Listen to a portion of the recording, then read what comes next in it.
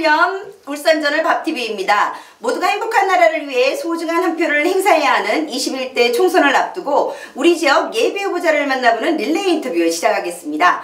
자, 오늘은요 울주군에서 더불어민주당 후보이신 김영훈님 모셨습니다. 안녕하세요. 안녕하세요. 고향 울주군 삼남면 신아리 도호 37가구의 작은 마을에서 태어나가지고 부산 6학년 때 부산으로 전학 갔다가 부산에서 중고등학교를 마치고 서울로 가서 대학 공부를 마치고 검사가 되어서 전국 방방곡곡을 돌아다니다가 그리고 관세청장으로도 일하고 돌아온 고향에서 고향 발전을 위해서 노력할 집권 여당의 힘있는 후보 김영훈 인사드립니다. 반갑습니다. 집권 여당에서 여기 찍고 저기 찍고 이리저리 돌아다니면서 전국 방방곡곡을 다 쓸어서 드디어 여기까지 오셨네요. 네, 그렇습니다. 그 에너지가 너무 기대됩니다. 자, 그래서요 저희가 오자마자 바로 우리 후보자님이 어디 찍으셨는지 돌아보는 인생극장 시작해도 되겠습니까? 네, 그러시죠. 네, 사진 함께 보시죠.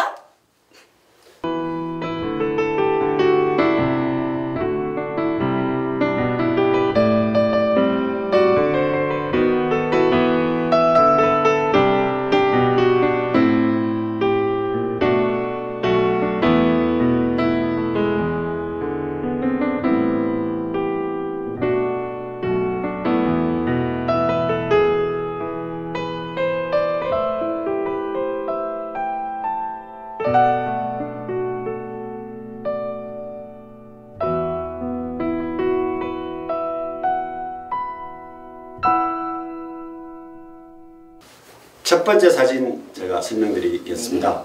첫 번째 사진은 우리 고향 마을에 있는 당산마을 사진인데요. 우리 고향 마을이 삼남면 울주군 신아리 도호, 지금 KTX 역사가 있는 마을입니다. 그래서 저희 마을은 사라졌고요. 근데 저 당산나무만 살아 있습니다. 아직까지 보존되어 있는 우리 고향의 유일한 지금 남은 남은 부분인데요. 네. 거기서 지금 어릴 때 친구들하고 같이 찍은 사진입니다. 아유, 알록달록 체육복이 너무 이쁜데요. 네. 그 다음 사진은? 네, 다음 사진 제 졸업 사진입니다. 서울대학교 법과대학 졸업할 때 지금 타계하신 어머님과 중형, 둘째 형님하고 같이 찍은 사진입니다.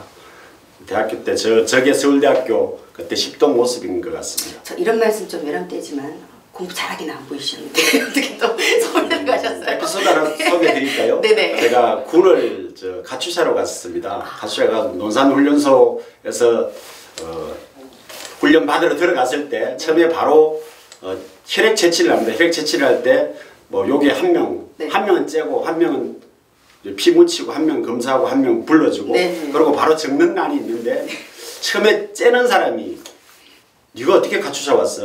라고 말을 했고요. 그리고 적는 사람은 네가 왜 가추샤 왔어?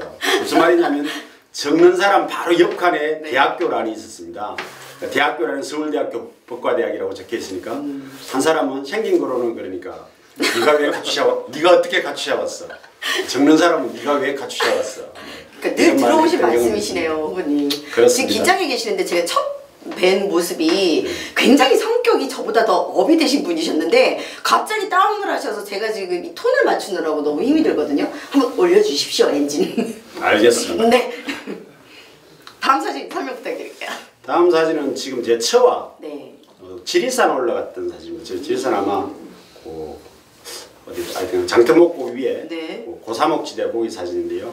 그때 연수원 2학년 때 지금 원희룡 의원하고 박민식 전에 한나라당 국회의원 이번에도 출마하고 있겠습니다만 하고 양영태 지평 대표 변호사 하고 애인들끼리 이렇게 같이 갔던 지리산에 갔었던 사진입니다. 애인들끼리 네.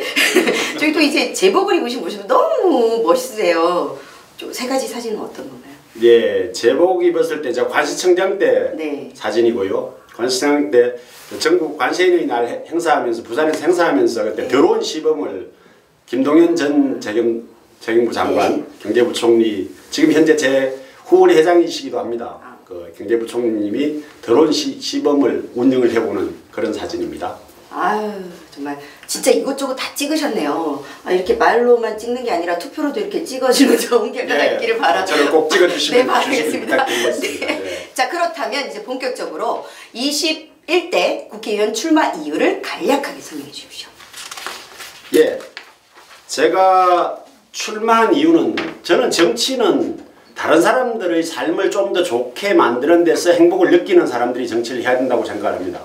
저는 학교 다닐 때 뭐 옆에 친구들이 공부를 잘하니까 막 묻고 이러면 그런 것들 되게 저저하면서 묻는데 저는 사실 가르쳐 주는 게 너무 즐거웠고요. 뭐 그것뿐만 아니라 제가 대학 다니면서 또 학생 운동도 했었고 그리고 공무원 생활을 하면서 다른 사람들의 삶을 좀 더 좋게 바꾸는 데서 전 만족을 느끼는 제 인생의 가치를 느끼는 사람이라고 생각을 하고요. 그런 것들을 바로 실현해 보기 위해서 정치에 입문하게 됐습니다. 그렇지만 또 그걸 더 나아가 가지고 이번에 19대 총선에 출마하는 이유는 지금 우리나라 상황이 뭐 코로나19 때문에 그렇기도 하지만 경제 상황이 매우 어렵습니다. 그리고 남북 관계가 모처럼 좋은 기회가 다가왔는데도 불구하고 또다시 교차 상태에 빠져서 어려운 상태에 처해졌습니다.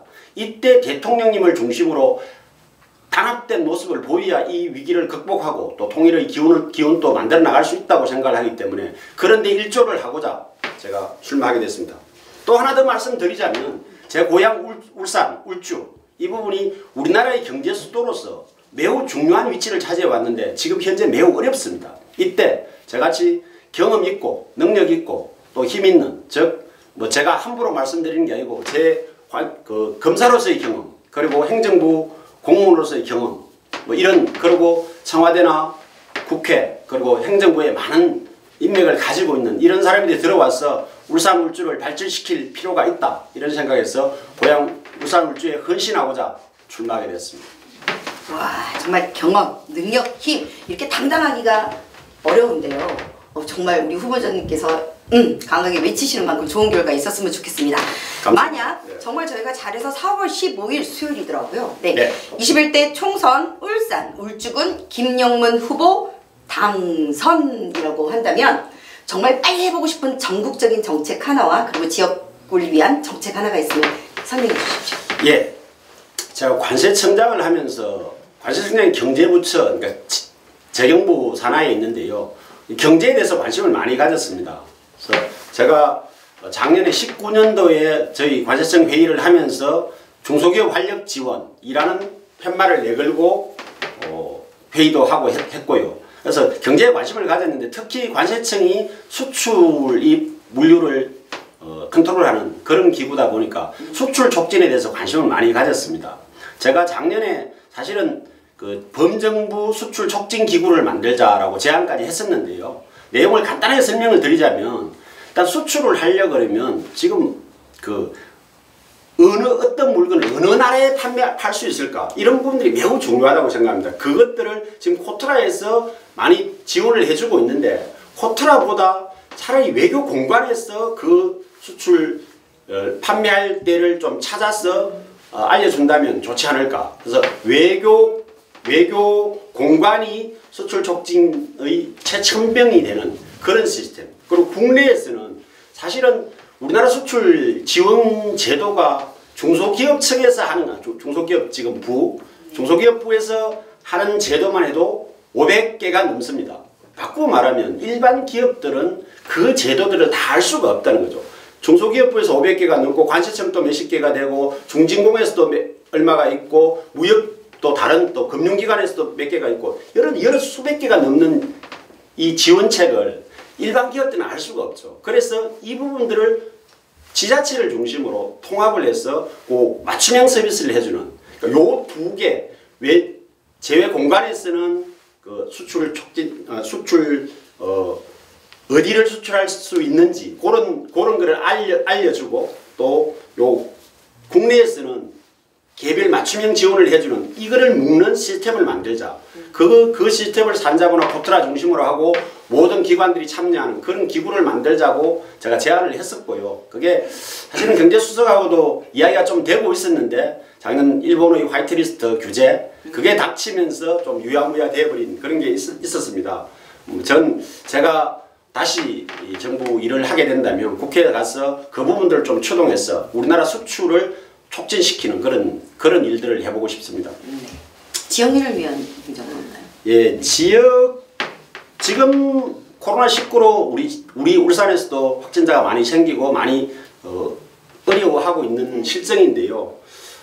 제가 생각할 때는 공공의료시설 확충 이쪽 부분들이 매우 중요하다고 생각합니다. 지금 코로나19 문제뿐만 아니고 우리 울주군은 도농복합 사회다 보니까 시골 그리고 또 뭐 우리 울주군뿐만 아니라 앞으로 그 노인 인구들이 많이 많아질 거기 때문에요. 이런 의료 체계의 확립은 매우 중요하다고 생각을 합니다. 그런데 우리 울산 울주에서는 이 그러니까 공공의료시설이 많이 모자란 실정입니다. 이번 산재 전문 공공병원도 산재 전문이라는 한계가 있어서 뭐 문제가 있고, 그래서 그것도 지금 300병상으로 되어 있는 것들을 500병상으로 확충하고 또 더 나아가가지고 공공종합병원들을 만들어내는 것들이 시급하지 않는가. 이 의료의 확충은 앞으로 이 도농복합사회 또 이 고령화 사회에 있어가지고 매우 중요한 문제라고 생각을 합니다. 이쪽 부분들을 가장 중요한 공약으로 생각을 하고 있습니다. 네, 의료시설 확충과 중소기업 살기 운동. 네, 그렇다면 여기서 제가 똑똑 두드려보고 지나야 하는데요. 최병문 실장님과 함께하는 시민이국고 후보가 답한다. 옆을 보시죠. 네, 안녕하십니까. 네, 우리 김 후보님은 검찰 출신 관세청장으로 임명 당시에도 대단히 화제가 됐었는데요. 사실 검사 출신이셔서 규제나 단속 중심의 어떤 활약을 예상하는 분이 많았는데 의외로 경제 활력 제고를 위한 여러 어떤 조치들을 많이 취하셨더라고요. 근데 우선 이 관세 행정의 최우선 과제를 튼튼한 관세 물류 국경 수호라고 하셨는데 그 의미가 무슨 뜻이 있는지 한번 말씀해 주시겠습니까? 예. 제가 뭐 관세청에 가가지고 제일 먼저 했던 게 뭐 지금 관세청뿐만 아니라 항상 제가 하는 게 무슨 일을 해야 되는지를 바로 알아야 된다라는 말을 많이 했습니다. 뭐 좀 딴소리를 하자면요. 검찰에 있을 때 검찰이 사실은 피의자 인권보호를 매우 강조하거든요. 검찰을 뭐 이야기할 때. 근데 사실은 검찰의 본령은 범죄자를 잡아내는 거죠. 범죄자를 바로 검거하는 거. 이게 본령이고 그거를 강조하다 보면 피의자 인권이 침해되면 안 되기 때문에 피의자 인권 보호도 매우 중요한 가치가 되는 것입니다. 마찬가지로 관세청 같은 경우도 관세청의 기본 목적은 물류 흐름, 즉 이 수출입 물품들을 정확하게 관리해내는 것. 그러니까 관리해내는 것들이 주된 목표인데 제가 가보니까 관세청의 가장 중요한 임무가 신속 통관이었어요. 네. 빨리 통관시켜주는 게 목적이다. 그럼 말이 안 되는 거죠. 그러면 관세청 없애버리면 되는 거 아니냐. 그게 주된 목적이 아니고 관세청은 바로 관리해내는 거. 그래서 총기나 위험물질이 우리나라에 함부로 반입되는 거. 마약 같은 것도 마찬가지고요. 그런 것들을 차단하는 거. 그리고 그 어느 만큼 통계가 몇 개가 들어왔는지 이런 걸 잘 관리해내는 거. 이런 것들. 그리고 적절한 세금을 걷어내는 것. 이것들이 우리의 주된 목표지. 빨리 통관시키는 게 목적이 아닌데 빨리 통관시키는 게 목적이라고 하고 있더라. 그래서 그런 것들을 바로 잡은 게 제가 가장 크게 했던 일이라고 생각합니다. 네. 또 다른 인터뷰 들어보니까 모든 법령의 가장 중요한 부분이 바로 1조 목적이라고 했던 그 부분이 생각이 나네요. 그렇습니다. 네. 그리고 이 관세청은 수출 통관, 밀수 단속 이런 걸 맡은 곳으로서 한 해 관세 규모가 거의 60조 남짓 되더라고요. 예. 그리고 실제 5천여 명의 직원을 거느린 중앙행정기관으로 엄청난 곳이더라고요. 이것을 총괄해서 지휘하신 그 경험이 여기에서도 잘 활용되기를 기대하겠습니다. 감사합니다. 근데 김 후보님은 문재인 대통령님의 경남고 12년 후배시더라고요. 네, 그렇습니다. 그리고 2005년 참여정부 청와대 민정수석 시절에 거기서 행정관으로 근무하신 이력도 있던데 사적 인연이 좀 작동된 거 아닙니까? 제가 문재인 정부 첫 관세청장으로 임명된 배경과 관세청 개혁 성과 이런 게 어떤 것이 있는지 자랑할 기회를 좀 드리겠습니다. 네, 제가 사적 인연으로 문 대통령을 맞았던 건 아니고요. 네. 제가 그 2005년도에 노무현 대통령 시절에 청와대 특감반장으로 파견을 갔었는데요. 그때 대통령님한테 인사를 드리러 갔을 때 제가 들은 말로는 대통령님 경남고 후배입니다 라고 말을 하니까 또 오해받겠네 라는 말씀을 하셨답니다. 대통령께서. 제가 알고 대통령님이 제 사적 인연으로 저를 발탁한 건 아니었다고 알고 있고요. 그 인연 때문에 지금 사실 이번 정권의 관세청장으로 발탁이 된 거는 맞습니다. 그 당시 관세청에서 제가 알기로는 관세청장이 이미 내정이 되어 있었는데 그때 감사원에서 관세청의 면세점 선정과 관련해서 비리가 있었다 이렇게 발표가 있었고요. 그래서 이 비리 있는 부분들을 좀 발본색원하고 바로잡기 위해서는 검사 출신의 힘 있는 사람이 필요한 것 같다라고 해서 이제 과거 경험 인연이 있던 저를 발탁한 것으로 알고 있습니다. 그렇게 해서 관세청장으로 갔고요. 근데 가가지고 제가 그쪽 부분들은 제가 확인해 보니까 비리라고 판단이 들지 않았습니다.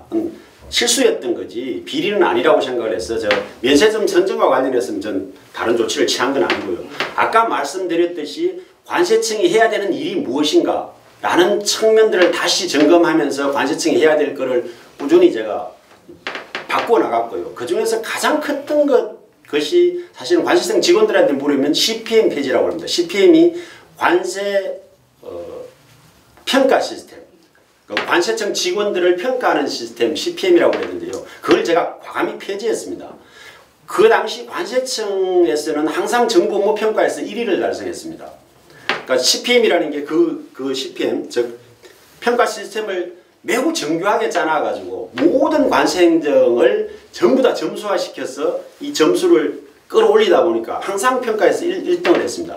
예를 들면 그런 겁니다. 우리 지금 여러분들이 그 관세청을 겪는 거는 뭐 수출입업자가 아닌 다음에는 무역업자가 아닌 다음에는 우리가 해외여행 갔다 오면 그 검사, 이 휴대폰 검사를 하게 되지 않습니까? 휴대폰 검사를 하는데 이런 것들을 검사 실적을 전부 다 이렇게 점수화 시키고 놓고 있다 보니까 극단적으로 말하면 신혼여행 갔다 오는 사람은 무조건 검사를 하는 거죠. 신혼여행 갔다 온 사람은 적발될 확률이 높지 않습니까? 이런 것들이 행정으로서는 맞는지 몰라도 전체적인 행정으로서 절대 그 사람의 실적을 맞추는 데는 뭐 좋은 수단이 될지는 몰라도 전체 행정으로서는 바람직하지 않다는 거죠. 그래서 제가 과감히 폐지했습니다. 그러니까 폐지한다고 그러니까 직원들이 안 믿더라고요. 어떻게 과연 이걸 폐지할 수 있을까? 근데 폐지하면서 그때 직원들이 했던 말은 두 가지였습니다. 첫 번째는 우리의 행정의 기준이 없어지는 거 아니냐. 기준? 너희들 무슨 일 해야 되는지 모르냐? 너희들 생각하는 일을 하면 된다. 두 번째는 정보업무 평가에서 성적이 떨어질 건데 어떻게 할 거냐. 그런 식의 성적이라면 꼴찌해도 된다. 꼴찌하는 것에 신경 쓰지 않겠다. 그러니까 우리 해야 될 일 바로 하자. 그렇게 주장을 하고 폐지를 했고요. 그 결과 실제로 지금 한 2년 정도 지나니까 무슨 일을 해야 되는지 찾아서 하는 진짜 행정에 맞는 국민들을 위한 행정을 할 수 있는 그런 시스템이 되어 갔다고 생각을 하고요. 그 결과 재작년에는 저희들이 항상 1등을 꼭 1등은 아닌데 1등을 해왔었는데 조금 떨어졌습니다. 최우수가 아니라 우수. 하여튼 조금 떨어졌습니다. 그렇지만 작년에 제가 퇴직하고 나서 다시 작년 실적은 다시 최우수로 갔다. 다른 부처에서 국무조정실에서 평가하는 부분들이 관세청 진짜 너무 잘한다 라고 말을 해줬다고 합니다. 그래서 그 담당 과장이 저한테 전화가 왔던데요. 뭐 그런 식으로 시스템을 잡아갔다고 생각합니다. 네. 그리고 우리 김 후보님께서는 관세청장 재직 시에는 사실 갑질 논란의 중심에 있던 한진그룹 일가의 관세 포탈 혐의와 관련해서 아주 단호한 압수수색 등을 행한 바가 있습니다. 강제에게 아주 강한 모습을 보이셨는데요. 뭐 제가 볼 때는 제가 꼭 그런 건 아니고요. 예. 누구라도 당연히 했어야 될 일을 네. 했다고 그런데 생각합니다. 또 제가 다른 어느 언론사 인터뷰를 보니까 사실 그 고물 수집일을 하던 정 과자가 10,000원어치도 안 되는 고물을 훔쳤다는 이유로 그러니까 기소가 됐는데 징역 3년형을 구형해가지고 2년형을 선고받게 한 그런 사건이 있었더라고요. 그리고 그 이후에 사실 이 사회적 약자를 너무 가혹하게 다루었다는 생각으로 스스로 굉장히 부끄러웠다는 소회를 밝힌 적이 있는 것으로 보입니다. 그러니까 약자, 사회적 약자에 대한 그런 어떤 감정 이런 것들이 배경이 됐다고 보는데요. 사실 최근 이 조국 전 법무부 장관을 둘러싸고 벌어졌던 일련의 어떤 사회 현상 굉장히 주목할 만한 일 아니었겠습니까? 검찰 개혁 분위기에 대해서 검사 출신이신 김 후보님의 생각 어떤지 한번 말씀해 주시겠습니까? 조금 미미한 질문이긴 한데요. 일단 제가 아까 그 고물 사건과 관련해 가지고는 제가 3년 구형이 아니고 3년 플러스 보호 가무니까 사실 10년을 구형을 했던 사건입니다. 이게 제가 제 스스로도 좀 창피한 사건이고요. 뭐 더 나아가 본다면 검찰 시스템이 잘한다고 그러지만 아직도 검찰이나 법원 시스템이 좀 더 관행적으로 하는 게 아니라 그 사람들의 개개인의 인권이라는 이런 것들에 대해서 좀 더 관심을 가져야 되지 않나라는 제가 반성하는 생각으로 제가 그런 말씀을 드린 적이 있고요. 지금 검찰 개혁과 관련해서는 뭐 일단은 제가 한 두세 가지를 말씀드릴 수 있을 것 같은데요. 첫 번째는 제가 검사 생활을 할 때 우리 검사들끼리 많이 하는 말이 우리 대한민국 검사가 전국에 세계에서 가장 권한이 많다, 힘이 세다라는 말을 많이 들었습니다. 그 말은 바꾸고 말하면 개혁할 부분이 많다는 거죠. 그건 바람직하지 않거든요. 첫 번째는 그 말씀을 드리고 싶고요. 두 번째는 검찰의 역할을 좀 잘못 판단하고 있는 부분이 있다고 생각합니다. 제가 생각하는 검찰은 기본적으로는 법률가입니다. 법률가로서 인권의식과 법적 지식을 가지고 경찰을 통제하고 법적인 부분들을 통제해주는, 그래서 인권을 보호하는 게 검찰의 기능이지 검찰이 수사관이 되면 안 되거든요. 근데 지금 현재 검찰은 수사관으로서의 역할에 너무 충실해 있다라는 생각이 좀 듭니다. 그 수사는 경찰이 하고 검찰은 그 경찰의 수사를 통제하는 이런 부분들이 기본적인 검찰의 본질에 맞는 게 아닌가라는 생각을 좀 하고 있습니다. 그래서 검찰의 지금 행태들을 좀 개혁하고 할 부분은 많다. 다만 검찰 개혁과 관련해 가지고 제가 한 가지 드리고 싶은 건 제가 아까 그 학생운동도 했다고 그러는데 제 친구들 중에 많은 사람들이 그러니까 사실은 이 사회적 약자의 편에 서서 했더니 사회를 옳게 만들어 보려고 노력하는 사람들이 많이 있습니다.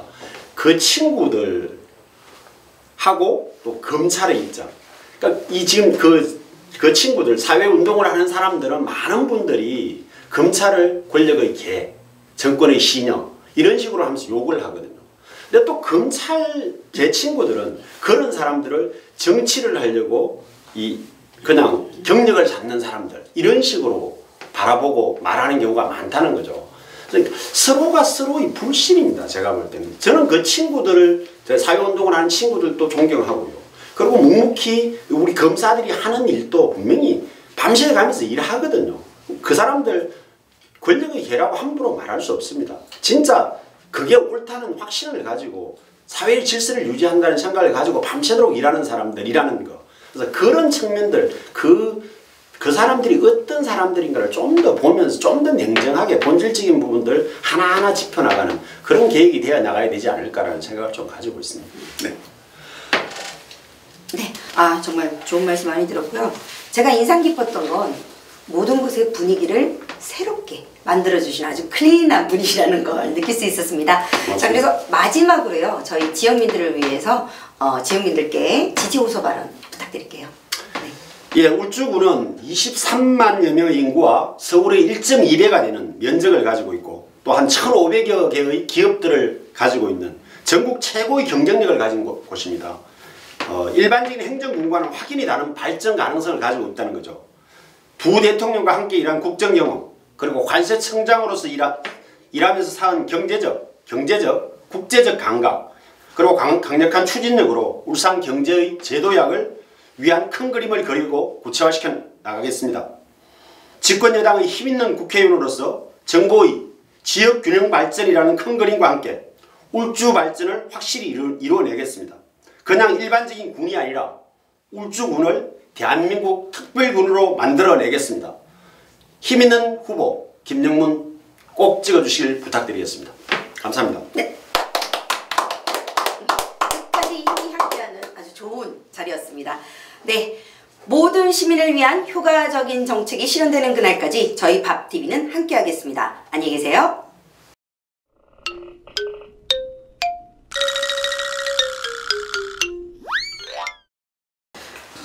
저희가 정말 후보자님을 보니까요. 첫 이렇게. 인생극장부터 찍고 그리고 간세청장 되셔서는 딱딱딱 그리고 모든 일을 하실 때 제대로 정말 이게 화음이 맞다고 해야 되나요? 네. 그런데 그 짧은 시간 덕분에 그게 많이 어필이 안 된 것 같아서 제가 지금 너무너무 아쉽거든요. 근데 정말 예. 좋으신 분 같아요. 감사합니다. 네. 그러니까 뭐 자기 칭찬을 은근히 넣긴 하셨는데 정확하게 놓지 않으셨고 그래서 제가 개인적으로 이번 국회에 들어가셔서 이 국회 이미지 또한 이 세신하고 오시는 클린 역할을 한번 해주셨으면 좋겠는데요. 마지막으로 제가 기회를 드릴게요. 셀프 칭찬 한번 해주세요. 저요? 네. 저는 어릴 때부터 하여튼 큰 그림 그리는 것, 생각하는 거 이런 걸 좋아했습니다. 생각하는 것들 중에서도 본질이 무엇인가 이런 생각들, 이 사물의 본질을 찾으려고 노력을 많이 했고요. 그리고 또 하나는 제가 출판 기념회 했을 때 책 제목이 다름의 오름입니다. 다른 사람들도 일단 옳다는 전제하에서 생각을 하려고 계속 생각을 하고 있습니다. 그래서 지금 정치에 대한 불신, 불만 이런 게 되게 많습니다, 국민들. 제가 국회에 간다 그러면 그런 그 싸움만 하는 정치가 아니라 진짜 정책을 가지고 서로 협력해 가면서 국민들을 위해서 국민들이 가장 좋아하는 것들 원하는 것들을 이뤄내는 정치를 해나갈 생각입니다. 그게 제가 생각하는 본질을 찾는 그런 그리고 정답이 없다라고 상대방을 인정하는 그런 생각들을 가지고 해나간다면 잘 해나갈 거라고 자신합니다.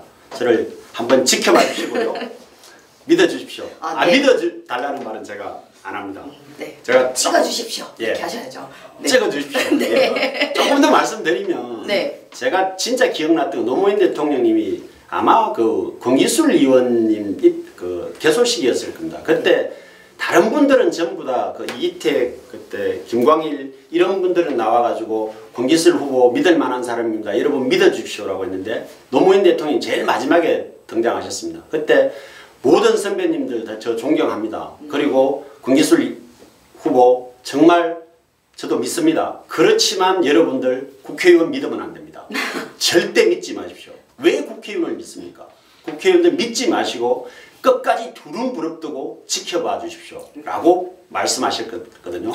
저도 그 말 진짜 기억하고요. 저 김영문 믿고 찍어주시되 절대 찍어주고 그냥 믿고 말지 마시고 그냥 끝까지 지켜보면서 계속 채찍질 해주시고 격려해 주시고 비판해 주시길 부탁드리겠습니다. 야, 정말 그냥 하시는 말이지만 각이 딱딱딱 결론까지 다 이렇게 내주시는 후보님은 제가 처음인데요. 도마을의 철학가 나셨습니다. 사람의 마음도 잡고 행정도 잡고 정부도 잡고 다 잡아가지고 이번에 저희가 깨끗한 대한민국으로 태어날 수 있도록 도와주십시오. 고맙습니다. 네, 열심히 하겠습니다. 네, 하겠습니다. 화이팅! 화이팅!